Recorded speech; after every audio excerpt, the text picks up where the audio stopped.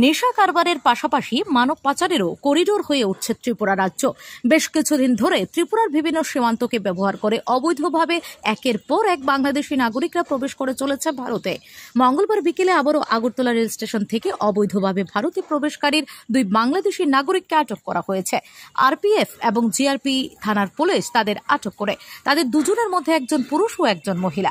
মঙ্গলবার দিল্লি যাওয়ার উদ্দেশ্যে আগরতলা রেল স্টেশনে এসেছিল এরা। তাদের চোখে সন্দেহ হওয়ায় জিজ্ঞাসাবাদ চালায় পুলিশ এবং জিজ্ঞাসাবাদে তারা স্বীকার করে যে তারা বাংলাদেশি নাগরিক।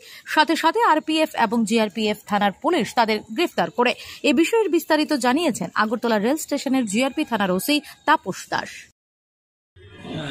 আমরা গতকালকে আগরতলা জিআরপি থানা এবং আরপিএফ থানার অফিসার স্টাফ মিলে আমরা আমাদের যে আগরতলা রেল স্টেশন আছে প্রত্যেকটা প্ল্যাটফর্ম নাম্বার 2 নাম্বার 3 নাম্বার যেখানে যাত্রীরা যাতায়াত করে স্টেশনে রেলে, তো আমরা সব জায়গাতে চেকিং করছিলাম।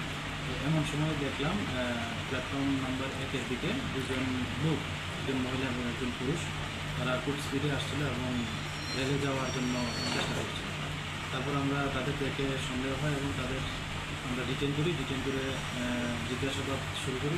প্রথমে তো তারা বলেছিল তারা ভারতীয় নাগরিক, তো এই সুবাদে আমরা ওদের আইডেন্টি কার্ড চেয়েছিলাম, কিন্তু তারা দিতে পারেনি এবং তারা পরে স্বীকার করে যে তারা বাংলাদেশি ন্যাশনাল, তারা দিল্লিতে যাবে ট্রেনে করে।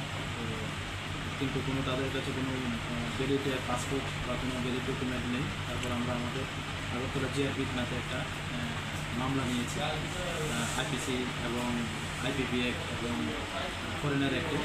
তো আজকে তাদের মহামান্য আদালতে প্রেরণ করা হবে। নামগুলা কি? ওদের একজনের নাম হলো যে মেয়ে নার্গিস আক্তার, বাড়ি বাগেরহাট ডিস্ট্রিক্ট বাংলাদেশ। মেহেদি হাসান, ওর বাড়িও বাগেরহাট ডিস্ট্রিক্ট বাংলাদেশ। কোন ট্রেনে যেতে চেয়েছিল তারা? তারা ওই বিকালবেলা আমাদের একটা ট্রেন আছে